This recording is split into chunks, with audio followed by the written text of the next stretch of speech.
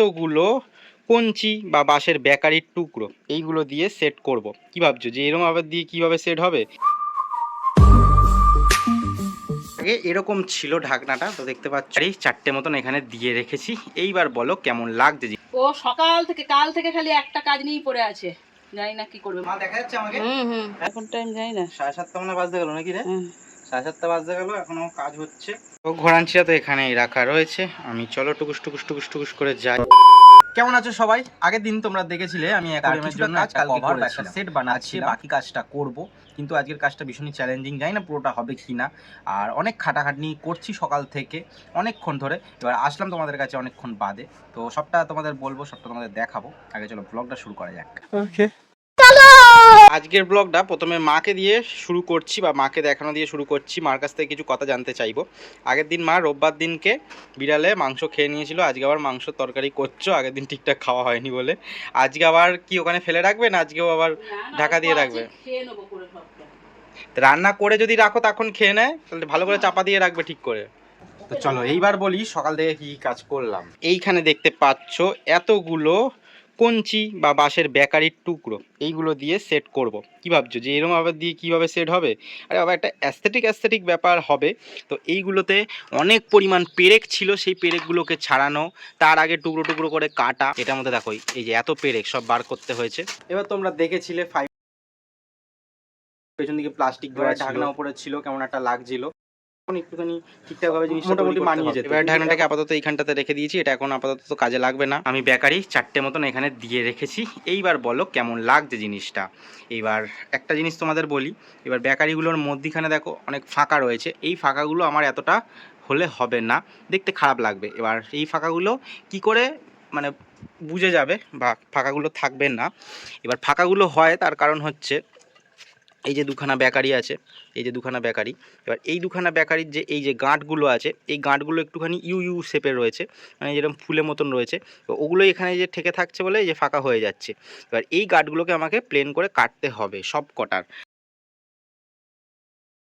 তোমাদের অল্প অল্প করে সবটা দেখাবো, এবার খুব কম সময়ের মধ্যে দেখাবো, কিন্তু খাটনিটা তার থেকে 10 ঘন্টা বাদে আমাকে খাটাখাটনি করতে হবে। বাপরে বাপ, ঘিমে তো গেছি, হাত ব্যথা হয়ে গেছে, হাতগুলো জ্বালা জ্বালা করছে, ফোসকা পড়ে যাবে মানে। ও তার আগে পেরেক বার করতে গিয়ে মানে আমার এই ডান হাতের কেড়ি আঙুলটায় চাপ লেগে গেছিলো, আর লাল হয়ে গেছিলো। সঙ্গে সঙ্গে বরফ জল দিলাম, তাহলে মানে কমেছে।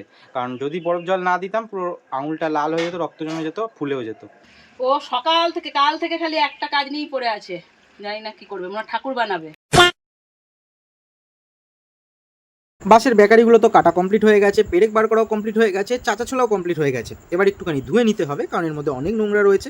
যেহেতু এটা ঘরে লাগাবো, পরিষ্কার পরিচ্ছন্ন। এগুলো দেখতে পাচ্ছ ধোয়া হয়ে গেছে কমপ্লিট। এবার কলের জল চলে গেছিলো, দেখি বন্ধু আছে তো, হ্যাঁ জল চলে গেছিলো। চট করে আগে গিয়ে স্নানটা করলাম, স্নান সেরে এসে তোমাদের দেখাচ্ছি। তো একদম ঠিকঠাক হয়ে গেছে। আর এদিকে দেখো কত পরিমাণ এই যে কাঠগুলো ছুলতে হয়েছে, সব যে কাঠগুলো মোটা মোটা ছিল সব বাদ দিয়ে দিয়েছি। এখনও কয়েকটা আবার বাঁশের কঞ্চি লাগবে, যেগুলো এখনও ঠিকঠাক করে করা হয়নি। মানে কাটতে হবে, পেরেক বার করতে হবে, তারপর আবার ধুতে হবে, গার্ডটা প্লেন করতে হবে, তো অনেক কিছু করতে হবে। কি হয়েছে? খাওয়া দাওয়ার পরে তা তুমি হেল্প করবে? হ্যাঁ হ্যাঁ। তাহলে বলছো খাওয়া দাওয়ার পরে কেন?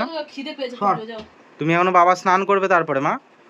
আর 2:45 বাজতে গেল, খিদে পাবে না তাড়াতাড়ি করে? রোজ 3:30 4টা বাজে খেতে। ভাত বাড়ো। ঠিক আছে, খাওয়া দাওয়াটা করে নি। মা মাংস রান্না করেছে, আবার তাড়াতাড়ি করে না খেয়ে নিলে আবার বিড়ালে খেয়ে নেবে। 1 hour later আমি কাজ শুরু করে দিয়েছি। দেখতে পাচ্ছ দুখানা মাত্র বেকারি মারা হয়েছে। এবার প্রবলেমটা হলো যে এখানে বেকারিটা আমি যে মারবো পেরেক দিয়ে, এগুলো খুব স্প্রিং খাচ্ছে, মানে এটা আর এটা। সেই জন্য এই দুটো কোনো রকমে মারলাম। আমি আগেই ভেবেছিলাম এই প্ল্যানটা করেই করব। তো এইবার দেখো এইখানে কটা বেকারি রাখা, এইখানে এতগুলো বেকারি রাখা। এই বেকারিগুলোর দেখো দুদিকেই আমি পেরেক মেরেছি, এই যেখানেও মেরেছি, এখানেও মেরেছি।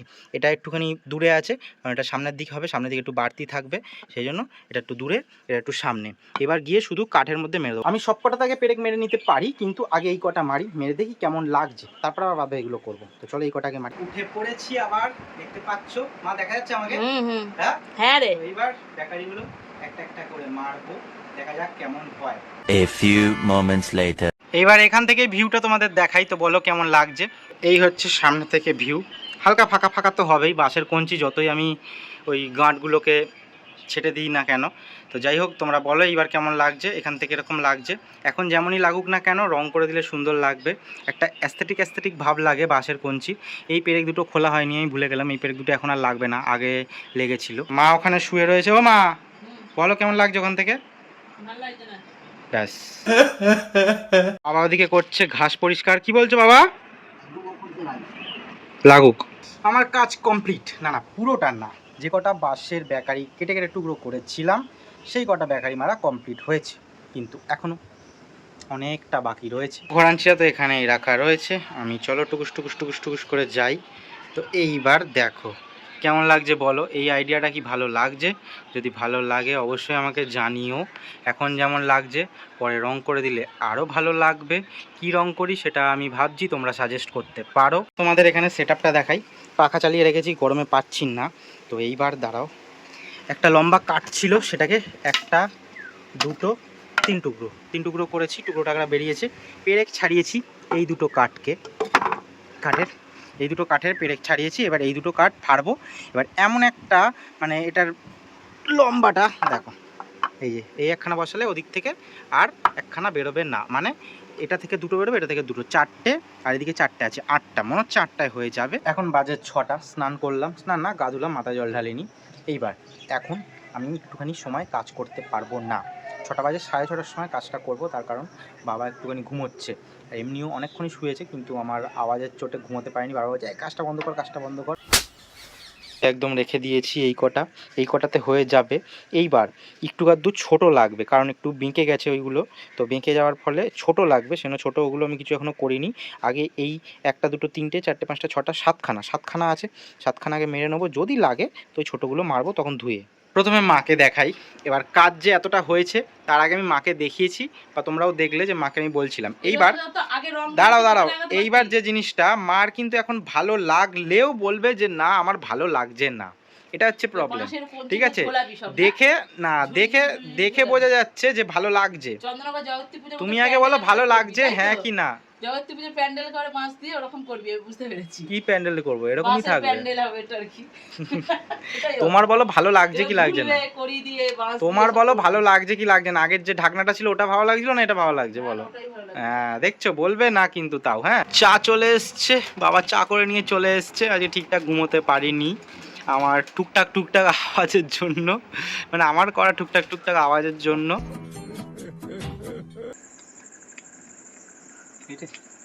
তো এখন টাইম কটা মা? এখন টাইম জানি না, 7:30 মানে বাজতে গেল নাকি রে? 7:30 বাজতে গেল, এখনো কাজ হচ্ছে। একটা জায়গায় গন্ডগোল হয়েছে, পাতলা মতন লাগবে, সেই জন্য দেখো কেমনভাবে এখানটা আবার কেটেছি। এদিকটা মানে সাইডে ঝুলবে, তো এতটা বাড়তি রেখেছি, এখানটা পুরো আবার কেটেছি। এটাকেও একটুখানি এরকম সেম কাটতে হবে, নয়তো ওখানে ফিটিং হবে না। এবার কোন জায়গাটায় করবো সেটা তোমাদের দেখাচ্ছি। কমপ্লিট হয়েই গেছে, আমি তোমাদের উঠে দেখাই কোন জায়গাটায় কি করব কাজটা। তো দেখতে পাচ্ছ এদিকেও কমপ্লিট হয়ে গেছে, কিন্তু কমপ্লিট একদিকে হয়নি। এবার এদিকে দেখো এতটা মতন জায়গা বাকি আছে, আর এদিকে এই 2 আঙুল মতন জায়গা বাকি রয়েছে। এবার এরকম করলে কী করে হবে, মানে এদিকটা চওড়া দিকটা সরু হয়ে গেছে। এবার সেই জন্য এই কাঠটা কেনভাবে কাটলাম সেটা তোমাদের দেখিয়েছি। এবার এই কাঠটা দেখো কী সুন্দর এইখানটাতে, মানে দাঁড়ান জিনিসটা একটা বোঝাই তোমাদের। এই দেখো এখান থেকে এই সেট হয়ে যাচ্ছে, দেখো এখান থেকে বোঝা যাচ্ছে না, এই যে এখান থেকে দুটো সমান হয়ে গেল, এখানে এরকম সেটে যাবে কাঠটা। দেখাই, এই দেখো কোনো বোঝা যাচ্ছে না, ওই কোনাটাও কোনো অসুবিধা হচ্ছে না, এই দেখো কোনাটাও কোনো অসুবিধা হচ্ছে না, একদম ঠিকঠাক হচ্ছে। ভালো কেমন লাগছে দাঁড়াটা করে নিই, তারপর আসছি। A few moments later. Finally complete হয়ে গেল আমার অ্যাকোরিয়াম সেটআপের কভার, বা অ্যাকোরিয়াম পুরো সেটআপই আমি বলবো, পুরো সেটআপেরই অংশ এটা। তো এইবার বলো লুকটা কেমন লাগছে। এইবার এখানে এখনও অনেক কাজ আছে, মানে যেটা আমি ভাবছি করব সেটা হচ্ছে এই জায়গাটা থেকে ভাবছি একখানা মানে এরকম বাঁশের কঞ্চিরি মেরে এখন ঝুলিয়ে দেবো এতটা মতন, তাহলে আরও সুন্দর লাগবে জিনিসটা। দেখো এরমভাবে একটু বোঝানোর চেষ্টা করলাম তোমাদের। এদিকে হচ্ছে আইপিএল এর ফাইনাল, ভুলেই গেছিলাম কাজটা করতে করতে, কিছুটা খেলা দেখা হলো না, কি আর করবো। এখন খেলা হচ্ছে, তোমরা কোন দলকে দিয়ে সাপোর্ট করছো অবশ্যই জানিও। আমি ভীষণ খুশি, হ্যাঁ চাই ব্যাঙ্গালোর কাপ পাক, কিন্তু শ্রেয়াস আইয়ার যা খেলছে বা পাঞ্জাবও যা খেলছে খুব ভালো লাগছে। আর সবথেকে মেন ভালো লাগছে সেটা হচ্ছে দুখানা টিম যারা কাপ পায়নি এত বছরে, তারা ফাইনাল খেলছে। তো একজন না একজন তো কাপ পাবেই, তার মানে এত বছর ধরে একজন যে কাপ পায়নি তার স্বপ্নটা মানে সার্থক হবে এবছরে, যে কোনো একটা টিমে টিমেরই হোক না কেন, আর একটা টিমের সেই আবার হতাশ হবে, ঠিক আছে, পরের বার নেক্সট ইয়ার। কিন্তু আমি চাই ব্যাঙ্গালোরও পাক বা মানে পাঞ্জাব পাক, কিন্তু ব্যাঙ্গালোর চাই মন থেকে যে ব্যাঙ্গালোর পাক, কিন্তু পাঞ্জাবও যাতে পায় এটাই করি, কিন্তু খেলাটা এনজয় করে আমরা দেখবো। এবার তোমরা বলো, কারণ ভিডিওটা দেখছো যে আজকে, তো খেলা তো হয়ে গেছে, তো বলো কাকে সাপোর্ট করেছিলে আর খুশি হয়েছো কিনা। আজকের জন্য এতটাই, টাটা বলছি সবাইকে, সবাই ভালো থেকো, সুস্থ থেকো, সাবধানে থাকো।